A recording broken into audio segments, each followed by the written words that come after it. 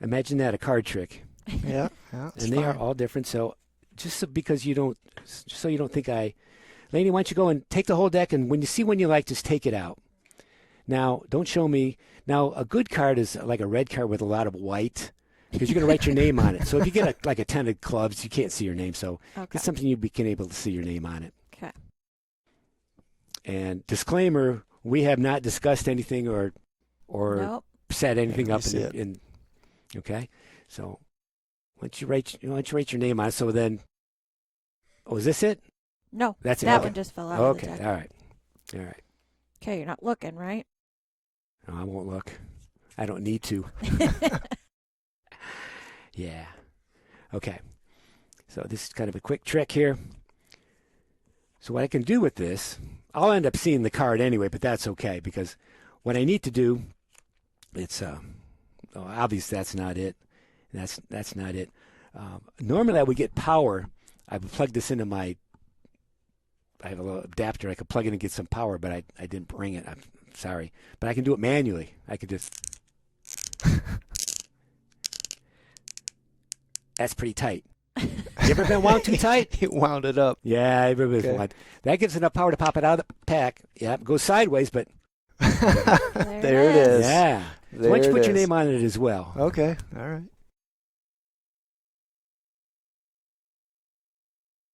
This is going to get stuck on our ceiling, isn't it? Oh, that's a good idea. So, and these are just the extras? Yep. Okay, let's put those in there. They have anything to do with it. So what I'm going to try this time is I'm going to make this transport. I don't know if you can see Laney's phone right there. I'm going to transport this underneath her phone from here. Yeah. Watch. That's ready. Can you lay it a little more flat? Is it? Can I do it that way? Okay, that's good. That's even better. Is Yep. this in the way? That's good. All right. Now I No know way. it looks weird, but go ahead and check it out. Dude, just lift up your phone. Nope. Oh, wait a second.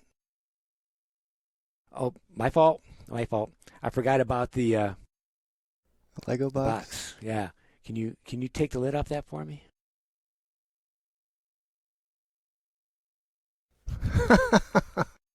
Yeah. Okay, there's a card Look in at there. this. There is a card in there. And there it is. Yeah. Holy crap.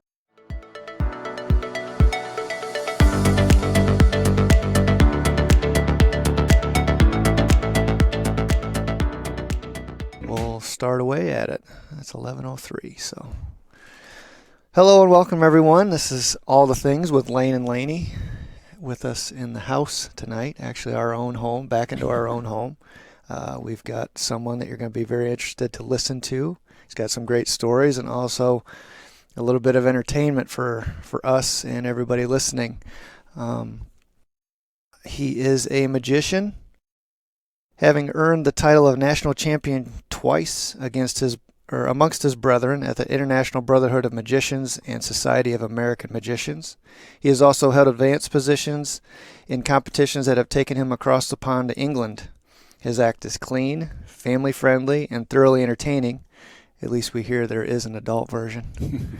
We are eager to hear how he got into magic, how he stays sharp in his with his new tricks and in his profession, and possibly see a trick or two. So please welcome to the podcast, Magician Pattrick Pasecki. Very good. All right. Thanks for having me. Thanks for betcha. coming. Yeah, hopefully we take down some of the nervousness you had about coming on. I think you had the impression that you were here to perform, and then I told you we might have a video on you and everything, but hopefully that kind of dissipates and you just kind of chill out and hang out with us for a little bit. Yeah, used to being on stage. Yeah. So I can do that. So how long have you been doing? Let's see. It's got to be 45 years almost. 45 years. Oh, wow. And this has been your only position or only No, job? I went to Rossford High School, and junior and senior year I went to Pena County for welding. Oh, wow. Yeah, I was going to weld on the Alaska pipeline. That was Really? Yeah, oh That was yeah. your dream? Young guy. Well, sounded exciting back then. So I say, what about that excited you? Just traveling and working, and I loved what I was doing at school. There was 6 of us when we grew up, and each one of us went to trade school and took a different position. Oh, Carpenter, an electrician, machinist, and welder. So we were going to, we're kids, so we're going to start our own construction company. Oh, so that was the Oh, idea. okay. Yeah, it never happened, but Yeah. that was part of it, yeah. So everybody liked to work with their hands.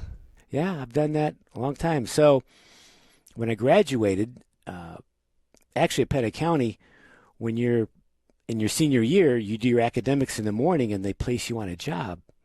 So I was actually working 40 hours a week the second half of my senior year Oh, wow. from like noon to 8 at a fabrication shop.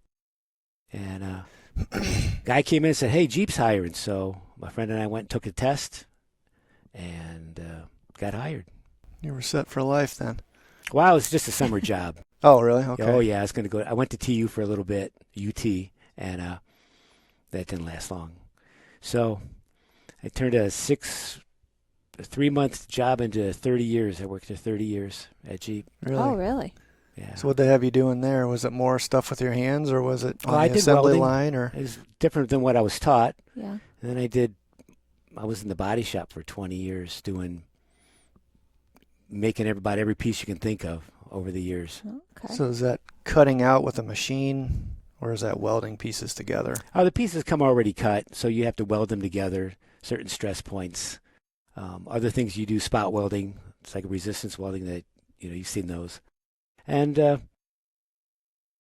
yeah, just kind of that kind of stuff. And so I was working there, and a friend of mine was interested in the Toledo Gold Diggers at the time. So we would go to Gold Digger games. All the boys would go. Yeah.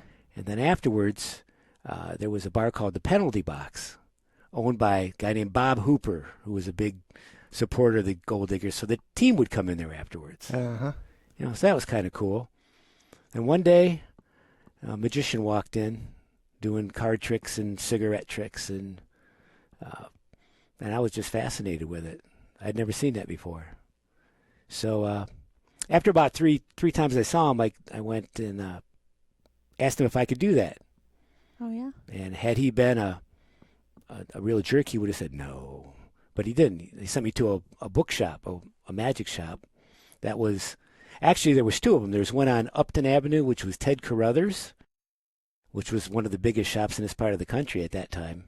And a little shop in Old Town at Southwick Mall. Oh, Okay. yeah. All you older people. Yeah. Hey, I remember Southwick. Yeah. And then, in Old Town. So I went in there and bought a book and just did it for myself for about years doing it. Just messing around. Okay. As I say, how do you? I'll get to this question in your professional career, but as a young man, how do you perfect that? You just sit in front of a mirror? Do you practice a sleight of hand? Is it a certain movement? Is it a?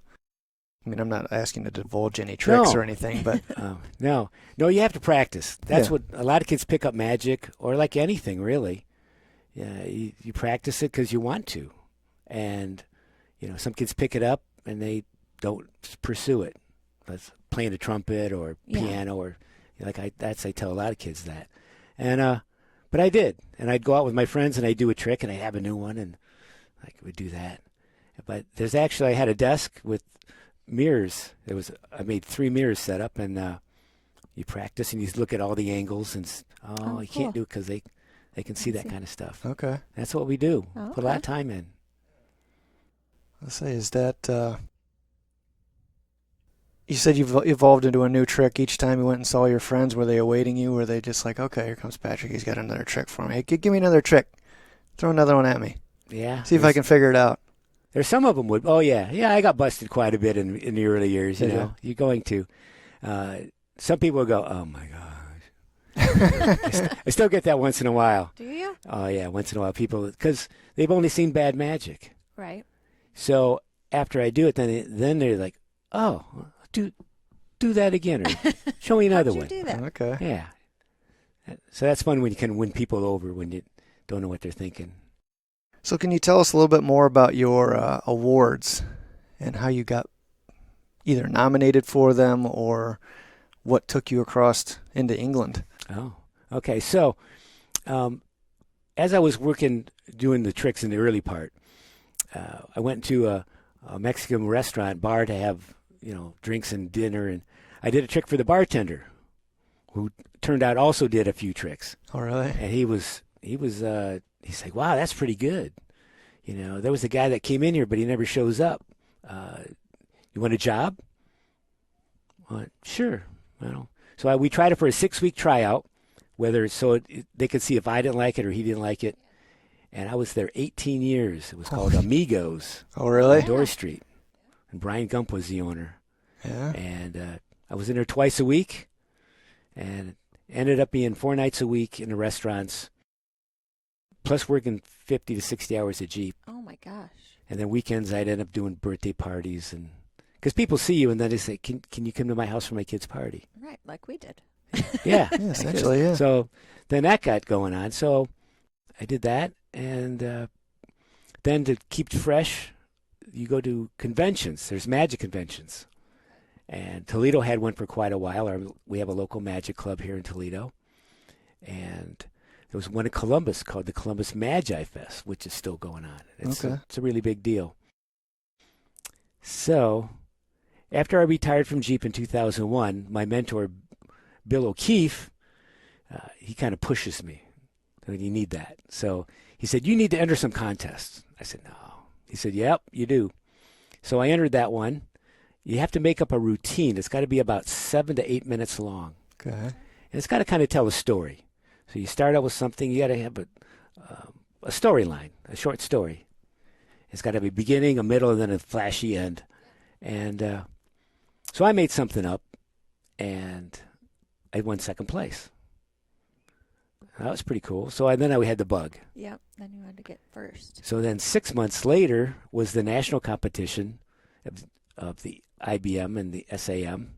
But, and that's a big deal. So I did a few more contests in between to kind of sharpen up, and you learn things, and guys will help you out. And I would do it for my magic friends, and they'd say, try this or add this.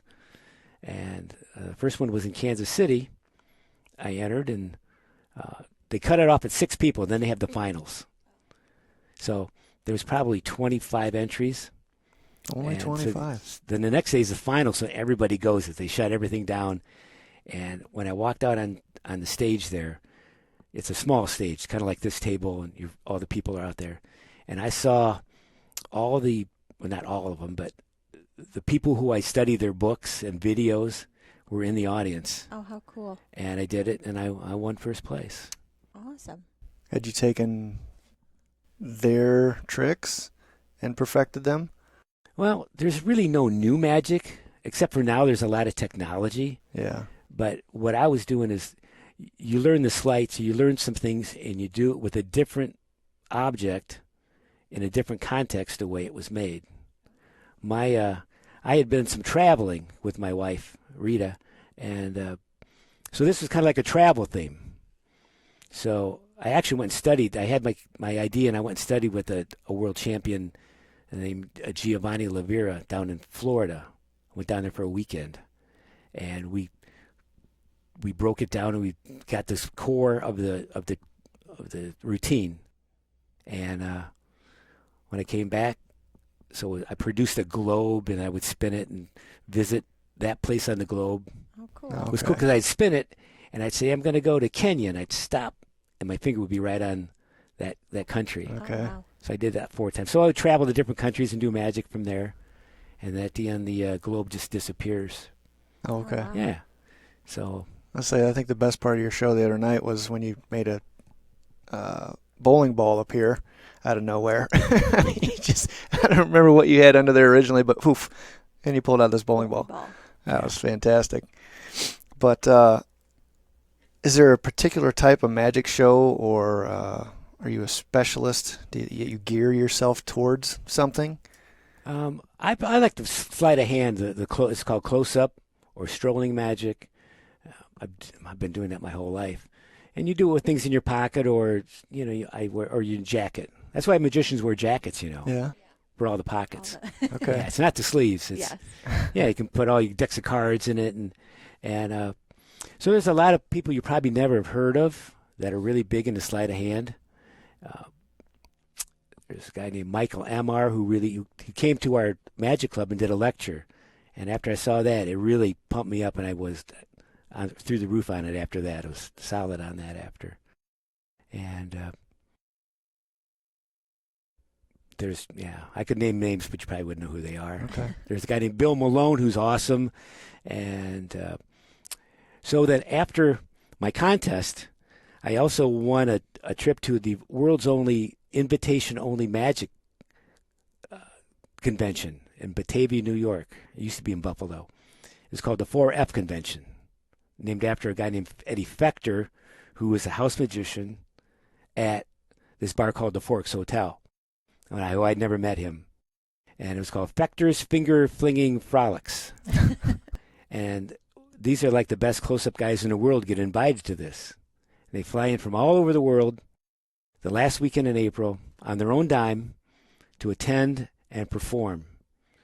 And if you were to try to, this Saturday night show, if you were to try to get those guys to hire them to do a show, you probably couldn't afford it. And they all pay their own way to get there. It's amazing stuff to see different magicians from. I'll say you said it in the previous contest you were in. Is that by personal invite only? Is that from other magicians seeing other magician shows, and then they say, you know what, you got to see this guy. You got to see Pattrick over by Toledo. He's phenomenal. He needs to be invited. You got to have him here. The contest, how to get into the contest? Yeah, I mean, how do you become? You said there was only 25 participants, or well, not everybody nominees. wants to be in the contest because 7 minutes doesn't sound long, but when you're on the stage and there's magicians watching you, so you think they got to know what I'm doing, right? Oh, but they don't, so you have to work through that. First, you have to be a member of the international, so you have to join the club. And you pay annual dues, and you get a newsletter or a magazine each month, and it's in the IBM. It's called a ring, IBM ring. So Toledo is IBM ring 68, and you can go to almost any country any city in the country and find one. Well, any big city, and so I belong to the IBM, and it's an open invitation. Okay. You go there and you sign up, and I want to be in the contest. So they have preliminaries, so then you go through the preliminary. Some guys are just starting out, and they don't know what they're doing, and which is okay. You learn. And then they pick the 6 finalists. And then you do it again the next day against 6 other people. And for me, at that time I was 46. I was 46 years old, and I was the oldest guy. I mean, really? all the rest of the kids could have been my kids. They were, I think the oldest one was 23. Oh, wow. Man. Yeah, but they were good. They were all good. Do you have kids? No. No. I was just wondering if you've passed any of your tricks down to anybody. No, my wife. I have 2 grandsons. Okay. Yeah, but so they're not into it too much. No, it's too much practice for them. But the youngest one, he might. Yeah. He's into dinosaurs and Star Wars and that kind of stuff. So that's kind of cool. So that was for the IBM. The SAM, you had to send in a video of your act, and then they select 6 finalists. So they were a little different. So you send this video off, and then they invite you. So I got invited to the second one that way. How about the one over in England? Okay. So the one in England it's called FISM, Federal International Society of Magicians. And it's always held, except for the last couple of years, it's always held in Europe somewhere, every 3 years. And it's like the Olympics. Yeah, sounds like it. So you have to have tryouts. So the IBM would have tryouts for FISM. And so like the IBM gets, and there's 7 categories. There's close-up magic, like I do. They call it micro magic. There's card magic, which is cards only. There's general magic, which is a little bit bigger. It's like parlor, like a kind of a stand-up thing. And then there's mentalism and comedy magic and manipulation. What's that? You ever see the guys on stage, they have the ball and they just go like this, and they make cards appear or balls appear. It's just, the Koreans have really mastered this. They've been winning first, second, and third place for years, but they're awesome at it. Okay. So I went to a competition in Pittsburgh, and I was selected for Close-Up Magic. I won, which got me a slot to perform at Blackpool in 2012, Blackpool, England. Okay. So it's the same thing, only you're up against world champions. So I think I took like 10th or 11th place or something, but Still, just to get there. yeah, that's pretty it's like huge. getting to the Olympics. I'm an Olympian. So then after that, I quit competitions after that. Oh, did you? Yeah, I'd rather do it for fun and jobs. And So you do mainly, I say, we originally found you out at Loma Linda's, another Mexican restaurant. I think you got a thing for margaritas if you're going to these Mexican restaurants. But yeah, just floating around from table to table and entertained the hell out of our table. And that's all the people that live out here in the neighborhood. And, the backstory on you is you hand out tokens. And I think you handed out 3 of them, and I had all 3 of them. And as I think it was right before COVID hit, we were going to have a cul-de-sac party. And I was like, well, let's call this guy up. And then COVID hit. So we'd end up calling you. But then a year and a half later, I was like, well, we're going to have the annual cul-de-sac party. And it's like, oh, yeah, let's try a magician. So I called you up, and you were available. And, that's kind of the backstory on you and how we met originally. But so that's basically what you do now. I mean, you're retired from Jeep, and you just do magician work for parties, and you do kids parties and stuff like that. well, right after like the FISM gig or the FISM competition was still 2006. I also got an invite to perform at the Magic Castle in Hollywood. So Google that, the Magic Castle, Hollywood, California. And it is it's to magic what the Grand Ole Opry is to country music. Oh, yeah. Okay. It's this coolest building. It's like 2 blocks behind the theater. I don't know what they call it now, where they had the Academy Awards. Yeah. I don't know the name of it either, but I know They what kept you're changing talking it. about. Yeah, and it's a castle. I mean, it's the coolest building, and you have to be. It's a private club, mostly from about, I would say, more than half of the people that belong are non-magicians, and they want to take their friends. You want to go someplace cool. Oh, really? Oh. You walk in, and they show their card, and you pay their entrance fee, and there's a bookcase. You're just in this little room. It's a bookcase, and there's a girl, and you have to look at the wall, and there's a little owl there, and you have to say "Open Sesame," and the door opens up. Oh, how cool. And it's just this coolest bar, and you walk in and you have to wear a coat and tie. Women have to wear a dress, or not a dress, but dressy, a nice pantsuit or something. And it's a great bar, and there's a booth there. It's kind of a reverent booth. There was an old guy called Dave Vernon. He's like the best magician. He's the grandfather of all stuff, and he would always sit at this booth. So he would sit there. But then there's off that room, there's a piano called Invisible Irma, where you can sit and have a cocktail, but there's no one at the piano. Oh. Say, hey, Irma, can you play so-and-so? And starts playing. Oh, wow. You can see all the keys move. Yeah. It is cool. And then upstairs, there's another theater called the Parlor Room. Well, first, on the first floor, it's called the Close-Up Room, which holds 22 or 4 people. It's like a little theater. There's three tiers, and you come in and you can you do your close-up act. Oh, really? Yeah, you do it when you perform there. You do 4 shows, every 20 minutes, and then there's another guy that comes in later and does 4. And upstairs there's the Parlor Room, which holds about 60, a little more stand-up magic, a little bigger items. And then there's the theater, which holds about 150, and they do like stage acts and illusions and that kind of thing. All encased in one castle. Oh, yeah. But then there's the downstairs bar, and they got a bar magician down there, and they got it's just the coolest thing to walk through. Yeah. You can take a That sound virtual like fun. tour if you go online. Yeah. As I say, where do you go to see more magic? Do you go out to Vegas? Do you go to where's the spot where you go to see? Well, yeah, Vegas is a great place to see it. I know some of the performers personally that work out there. We also go to these conventions. Now they're coming back, and they hire acts to come in. So they'll come in and do a lecture, and they'll teach you get to learn. Then they have shows like close-up shows, and then stage shows in the evening, and that's where you see it. Penn and Teller's Fool Us is really good magic. I like that one.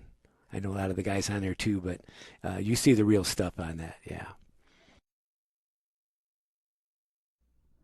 I was going to ask have you ever done a show and had, comedians have hecklers. Do you have hecklers or anybody that kind of gives you a hard time, like, oh, I know how you did that, or yep, things like that? Oh, yeah. You're always going to get that. Yeah. Usually I can handle it pretty well.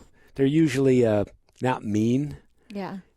Every once in a while you get somebody mean, and you got to have a kind of try to be cool, but have a little snarky comeback, and that usually quiets them down. But most of them are the kids. Well, yeah. You can't fool kids and dogs. That's the adage. You can't fool kids and dogs. The kids are like, I know this one. You pull out a piece of rope. I know this one. There's 5,000 rope tricks, and that's just funny. I kind of play along with it. I think we had a heckler in our. We did. We had a heckler in our group. About a 6-year-old heckler. Yeah, was it your kid? No, it wasn't our kid, but yeah, there's always one or two. Yeah, and every once in a while they're right, but you don't let them know that. No. And but then a lot of times I'll have them come up and help me, and then once they do that, they're like, "Oh, this is cool," and then they're kind of nice after that. Yeah. There's a few that just are off their medication and just kind of let it go. You can't just throw a towel over them and make them disappear. Oh. Have you ever had to change or alter your routines as a cause of either getting older or changing with the times, like physical illusions or something like that you can't do anymore, whether your hands have gotten slower or they've gotten more rigid, or is there anything that you've had to change physically because you're of aging? Yeah, I quit doing the upside down straight jacket trick.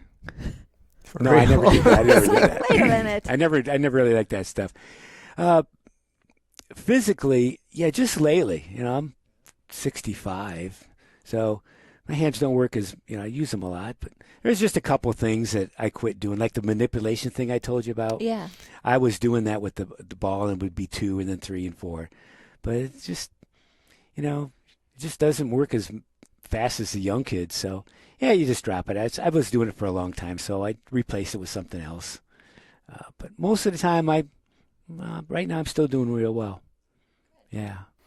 I wouldn't think it would be too much stuff you couldn't still do. I just wondered if you had to move your hands in a certain way and you just couldn't do it anymore, or if you had to, like you said, hang upside down from a straight jacket and you just said, I'm done doing that stuff. I don't know those guys. No, pretty much it works well. And then as you get older, you can go a little slower, which is more fun for you don't have to be really fast to do magic. And I'll get the kids to sit next to me and do it really slow for them, which is harder, but they still can't catch it, so it's fun. I like working with the kids. I've done the Perrysburg after prom for 8 or 9, maybe 10 years. Oh, really? Yeah. The after proms are cool. Yeah, the kids, at first when I was terrified, I thought, these kids are going to have me for dinner. I was going to say, teenagers are brutal as it is. Actually, they're not. They're more fun. You walk in and they're like, because I go to the place where they're eating, so they have all the stuff they're doing, and they come and they eat, and then I come to their table, and they're hanging out. They're tired, but there's always one, at least one. I know all this stuff. I go, yeah, you sit right here, and all his friends know him, and then I just hammer him. And he walks away, goes, all right, he gives me a thumbs up. I said, okay. So I like that, yeah. So you really do have an adult show? That's different than the kids? Well, I wouldn't call it adult per se. it's clean, Yeah. but it's more like there's some things that are mentalism that not mental. Yeah, it's tricks on your mind a little bit. Okay. So the kids won't find that as fascinating. Right. The adults do, and you can tell them stories, and it's a little more drawn out. Okay. For kids, it's about, especially little ones, magic is about the destination. I do some stuff that adults look and they go, well, that's silly. You have a wand that breaks apart and something comes out when the magician's not looking and the kids see it. It's built that way. Yeah. And they have a riot. And then at the end, you can fool them at the end. And so I incorporate in my family show, I incorporate some of those, and then not too much of the mentalism, but some of the bigger illusions or bigger tricks. I don't do illusions, but You save I those think for the adults at our show were just as entertaining Yeah. as the kids were. Let's see. and there's a couple jokes like you see in Shrek. You hear in Shrek, I caught that. Yeah, I got that. Yeah. That's adult humor. I got that. Yeah. I figured that. You dropped that name in there. I got that one. Yeah. Yeah, but for the most part, all the adults sitting around were just as entertained as the kids were. And Yeah. maybe it's just because we're a simple-minded neighborhood. I don't know. So how do you know when it's time to change a routine? Some things get out of date, but pretty much when I'm bored with it, there's some things in my act that I keep, and because it's great. And other things, it's like, okay, it makes it fresh for me. And so I see something, I go, I like that. And then I change it. You'll see magicians offer this, they come up with a routine, and they'll sell it. They'll sell the rights to it, but they'll also sell the ideas and some of the props you might need. Oh, okay. I go, I never thought of that. And then I kind of change it to fit my personality. And I change, when you talk with magic, it's called patter. And I change that around a lot. And it makes it yours. So, yeah, it keeps it fresh for me, too. As I say, you sell your own equipment, don't you? Don't you sell mats? I started making I sell close-up mats. It's kind of like that. It's for when you're at a table, you can't pick up anything off the table. It's hard to do. Yeah. So these are just a nice cushion on top with some foam in the middle and a non-slip bottom. And you can pick up coins and cards. Okay. And it's kind of like a stage, like an illusionist has a stage. This is our stage. So everything happens here. And you've got that one. You've got one that folds out into a bifold, and then you've got a trifold, correct? Yeah, I make them different sizes as well. I think I brought one of those along. And that just gives you more space to work. Yeah, it's like this one here was made to fit in your jacket pocket when a magician goes to a party or something. So you go out and you want to shuffle cards, and you can't do it on this. So this is something you can shuffle cards on. And if there is water or something on the bar, these are washable, so you can just put it on there and your cards stay dry. Okay. And it looks cool. And so we make those and sell those to magicians around the world. And they can be embroidered with their own logo and all that stuff on there. Yeah. So it also, I made this performance table for myself. It was 2 feet by 4 feet. My friend helped me. My friend Dana helped me put it together. He's a really good tech guy. He's got tools. So we made this with some foam with padding on the top. And I took it to a convention, and they were just like, "Where did you get that?" "Oh, I made it." "Wow, can you make me one?" And I started up. And then those were pretty expensive, so not everybody would get one. So I had some material left over, so I made a mat for myself. And same thing. "Can you make me one?" Oh, really? So guy said, "Can you make it with this kind of material?" "Okay." "Can you make it with my name on it? Can you make it with my picture on it? Can you make it to fit this table?" So it just on and on what the customers wanted. And I did it. Let's say, what were these guys using prior to something this elegant? Well, this isn't my invention. These have been around forever. A lot of them come from China, or they're just mass produced in a certain size. So I put all these materials together myself. I glue everything. I make them to size. I could put extra padding. Some people want, a lot of padding, some don't want any. So I'm a custom shop, and yeah, that's it. Let's see. Since you have more of a hand on the pulse of the field than either of us, obviously, do you see a rise or a fall in the interest of new illusionist magicians coming into the field? It's kind of hard to judge that, but YouTube and the the virtual world has really exploded, and people are always posting magic on YouTube.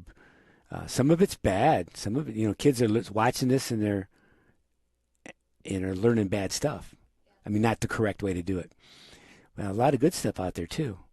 So, magic's pretty popular. Especially this TikTok, and which I haven't been on yet. I got to learn that. There's good things going on, and there's good things, and yeah. I was going to say, you consider the technology. You said you'd mentioned the technology earlier. I didn't know if you meant like the animatronic stuff that you had used in your act, or were you talking about the YouTube people? As our son will sit and watch, this one guy it's all just snapping the pictures there, or snapping he's doing this, or he's reaching through something. It's all, I don't want to say CGI or whatever that's called, but he's enamored by that. Is that kind of the magic you're talking about? Well, there's some interactive stuff. There was a guy that came out, Tony Chapek was his name. He was like the first guy. He was on stage, and there was a television screen with him, and he was interacting with the screen. He was actually on the television too that was there. So he would reach in behind the TV and grab the drink out of his own hand and use it and pour out a real drink. It was Wow. he was a IBM champion.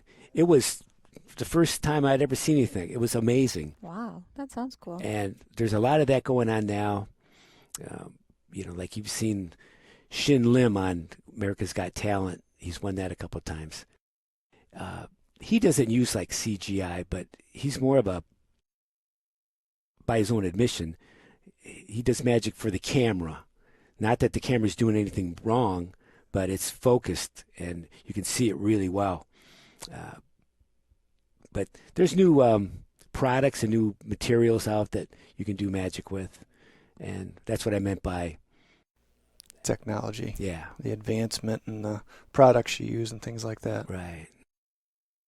Yeah, I always wondered that. It's you never know if certain things are dying arts, or if it's being kept up by a younger generation, if younger kids are taking it, like baseball cards. I can't imagine, only because I've been out of it for so long, is there still a market for baseball cards? Because a long time ago, let's say 5-10 years ago, I'm looking to see if the cards I had when I was a little kid are worth anything, and they weren't. And I'm just thinking, it's because as long as there's demand for it, then it's popular. But I don't know now if football cards mainly is what I was into are coming back, or like in this case, if magician and illusionist things are only popular for a small portion of the population, or if it's a rising thing or not. So I was just curious, always curious to ask that. Yeah, well, now it's Pokemon cards, and that's not even getting past. My grandson's into Pokemon cards. Yeah. No, what's really cool about going to magic conventions is guys will take their son or their grandson or girls too, and they'll take them, and you watch the kids. Everybody gets together and just watch the kids get together, and their fingers are so nimble, and they're just flipping cards and watching, and it's awesome to see that. It's inspiring. And there's also some teen seminars that they have, and the magic clubs are promoting the teens to keep it young. So once kids see it and they get the bug, Yeah. it's like, that's how we got it. Actually, when I started magic really late. I was 20. Most guys start when they're 8 or 9 or even younger. So I came into the game kind of late. Yeah, imagine there's a lot of young guys doing stuff. Yeah. It's good to hear. I mean, It is. It's always fun to watch. So, you have anything there? So do you still work out at Loma Linda's occasionally? I do. I've been there about 8 years. When I first started working for Jeannie and Mike, I was only out there a couple of times for certain events, and then after Amigos closed, I didn't really have a restaurant to go to, so they hired me to come in once a week on Wednesday, from 6 to 8 o'clock, 5:30 to 8 o'clock. Yeah, to a tableside magic. It's free, and just while you're waiting for your food, if you're eating, obviously I won't do it. And there's a special trick where you sign a card, and after a lot of things happen with it, it ends up sticking to the ceiling.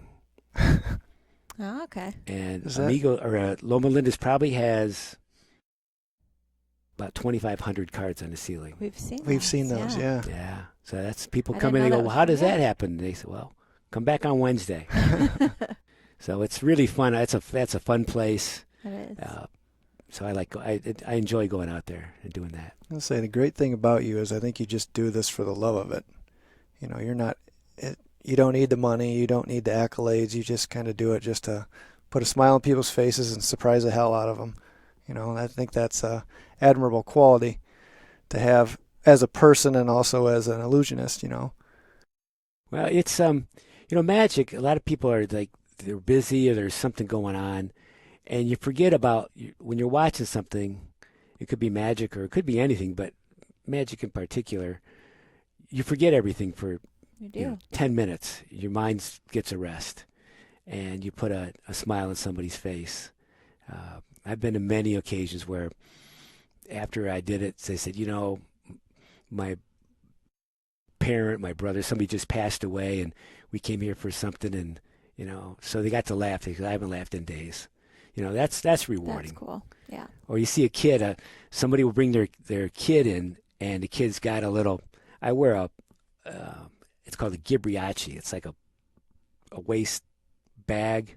What is it? Fanny pack? Well, that's not a fanny pack. Well, I know, but that's what it's like a nail pouch, right? Or something that waitresses use, only it's leather. It's a little bit bigger. And I carry my stuff in there because it's too hot to wear a jacket in the restaurants, and I guess dress casual. But this woman made up one of those for her grandson, put his name on it, and he came in and did a show for me. Oh, cute. He had his own cards, and so kids, maybe he'll do it again. Yeah, that's so cool.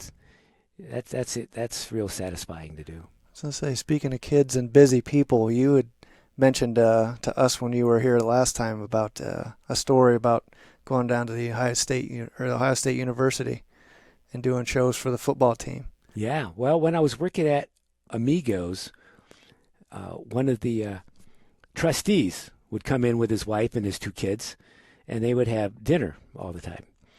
Well, turned out that he was instrumental in getting Urban Meyer to come to Bowling Green. So the first time that Urban came up, they call it the Last Supper. And they have like a week long, all the coaches get together. A lot of them have never met because they're always changing staff. So they get the coaches and their wives, and they would go to like the Put in Bay, and then they go golfing, and they go to different things around this area. And Mike had a dinner at his house. Mike Wilcox was his name. He's still very active in financial stuff all over. He's an amazing guy. And so they hired me, and I did magic for the team. And so this is the first time I'd ever heard of Urban Meyer, really.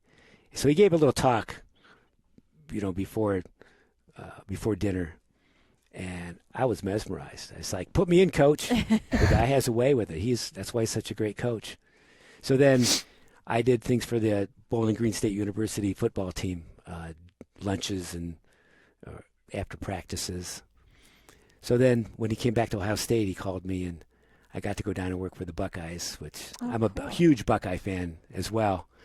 So I got to go down in the locker rooms and in the training center. Oh, wow. So I got to see all the cool stuff. And that was pretty exciting. Yeah, I bet. That would be cool. I was going to say, I could imagine the places you've been and the people you know. Especially with where I'm at, I can pretty much go about anywhere in the world. Well, not everywhere, but and know someone from that invitation from the 4F convention.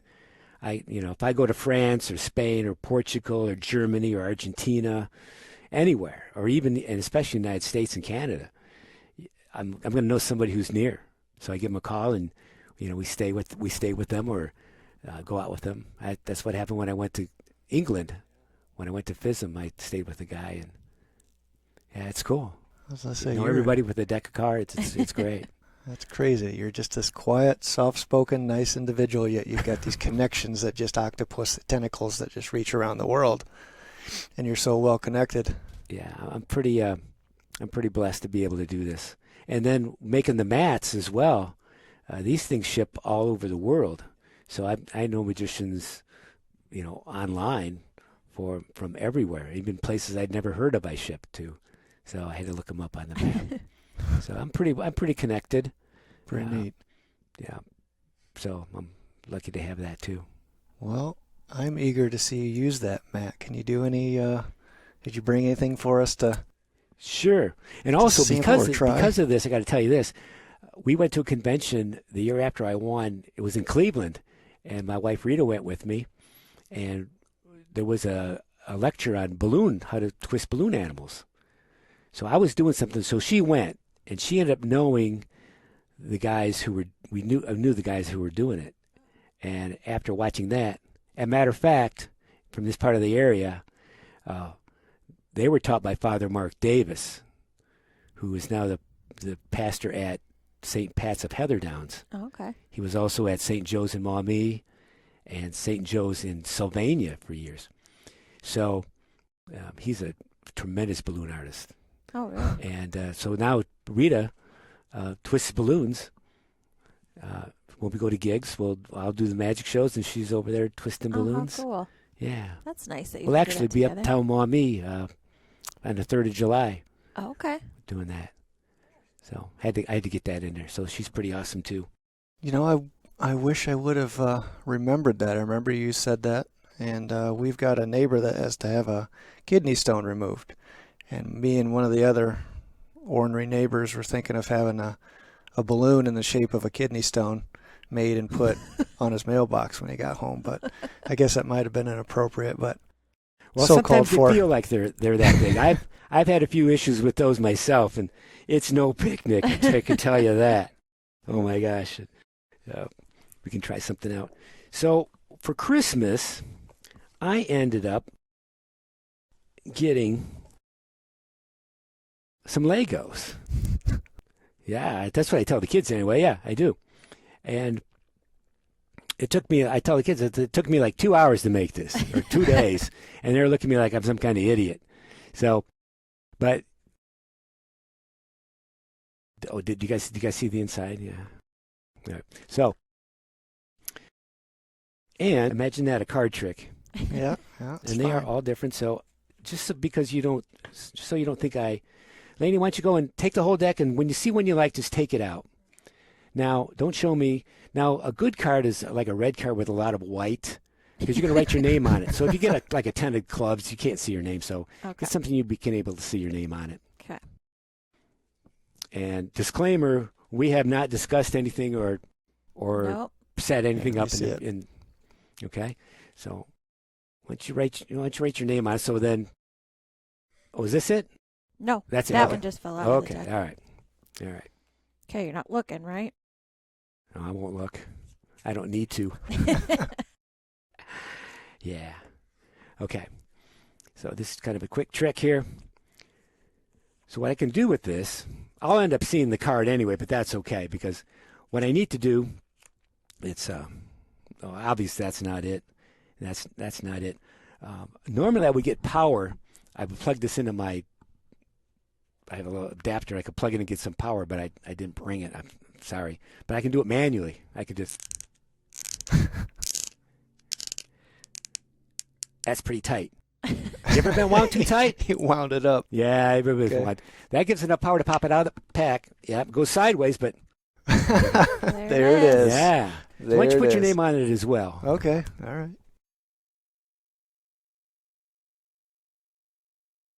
This is going to get stuck on our ceiling, isn't it? Oh, that's a good idea. So, And these are just the extras? Yep. Okay, let's put those in there if they have anything to do with it.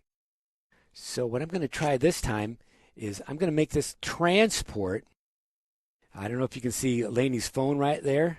I'm going to transport this underneath her phone from here. Yeah.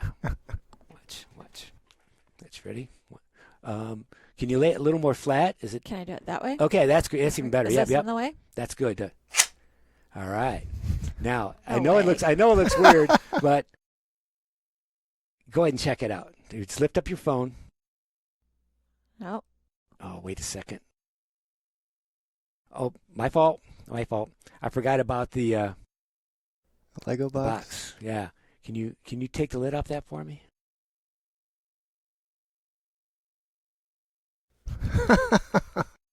Yeah. Okay, there's a card in Look at there. this. There is a Oh, card in the there. And there it is. Yeah. Holy crap. So, obviously, that one's not going to go on the ceiling because it's a little bit dented. But Holy cow. a good card. You always need like a companion card. So, a good one for this would be like the 4 of diamonds. Yeah, just take one out.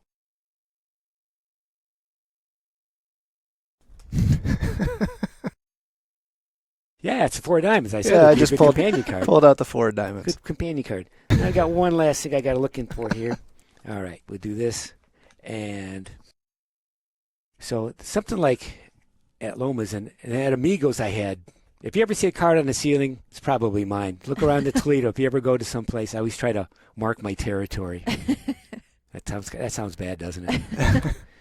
So once again, the card is not the top card, and it's not on the bottom. That's 4 hearts. You had the 4 diamonds.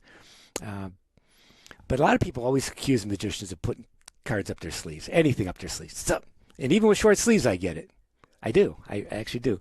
So I brought along, oh, it's a mystery. I brought along some rubber bands I carry in here. So lady, why don't you just pick one out? You have a choice. And I've been accused of this. This is going to sound weird, but check it out. Make sure it's not one of those trick rubber bands like they have in. Seems pretty legit. Okay. So what I do with the rubber band is I take it and I wrap it around the deck. I'm going to stand up. Is it okay if I stand up? Yeah. Okay. I stand up and I wrap it like this. So even if I could put it up my sleeve, there's a rubber band protecting all the cards. To find your card, I would take the whole deck and toss it up in the air. There's the 4. There's the 7. But when they take the camera and look, it's stuck So up. I don't think you can see it, but the 4 diamonds. Oh, you didn't is send your really name on it. silly. That's I thought you signed your name. Well, anyway, That's all good. You know who did it. It's all good. Well, it's a real pity for those of us just listening to the podcast and not watching on YouTube, because the 4 diamonds is stuck to our ceiling now. Well, they can come out to Loma Linda's anytime. It's pattricksmagic.com. So it's 2 T's in Patrick. Okay. My last name is 10 letters long. So we just go with Pattrick. And for a long time, I went by PMS. Patrick's Magical Services. But you remember that, don't you? Yeah. Matter of fact, that's what Urban Meyer always calls me. He goes, hey, PM. He always calls me that. So, pattricksmagic.com. And, oh, yeah, since COVID, I can put my calendar back up because shows have been coming back this whole month. Good. Conventions and magic shows. And I never thought it really would. I for a while there, I thought about selling all my stuff and giving it up, but I'm glad I didn't. Yeah. It's been one of those down days. Yeah. Yeah. It's pretty wild there for a while. Well, hey, you've put a smile on my face since you sat down in that chair, so I'm still grinning Yeah. from ear to ear with all the. I knew you'd have something special for us, just as you have in the past. So, but yeah, I think we could probably wrap up the show, and Appreciate you being thank here. you very Well, much for coming. I hope fun. we kind of popped your cherry, so to speak, on the podcast. Yeah, thing. it's my first one. So first for everything. Yeah, I've been happy to be here, and magic is alive and well. Good. So it's come out and see us, and there's always good things to. There's some other cool magic bars. I got to tell you about one in Chicago. Is it okay if I tell Yeah, you? go ahead. It's called the Chicago Magic Lounge. Now, over the years, Chicago has always been a pinnacle of magic. There's been so much great magicians and stuff coming out of there. And there's a place I haven't been there yet. It's a little bit north of Chicago. It's called the Chicago Magic Lounge. And when you go to the address, it's a laundromat. It is. It's a storefront. You open the door and there's all these big washers. I don't know how you do it. You say a certain word or you push a button and the whole wall opens up. And they put like $2 million into this. It's exclusive. Oh, wow. It's cool. It's you don't have to be a member. And they have dinners and drinks and some great magicians in there. And there's also another one that opened up a few years ago in Nashville, right across from the Johnny Cash Museum. And you go downstairs and open up, and it turns into this $3 million elegant place. Yeah. Oh, wow. I say, was it you that was telling me that you walk into look like a video store, and you have to pull a specific video off the wall, and then the wall. No, that moves wasn't it. out? That might have been trying to explain the washing machine. In the one in Chicago. Yeah, that's a good idea, though. Yeah. Yeah, it is. All right. Well, Cool. again, thanks for having me. Thank Yeah, you very much for absolutely. being on the show. We want to thank everybody for your time this time, and until next time, you can see us on Instagram. At All the Things with Lane and Laney, and Facebook, All the Things with Lane and Laney, and now we have a YouTube channel, but that's just called Lane and Laney. So check us out there. Thanks, everyone. Thank you. Bye.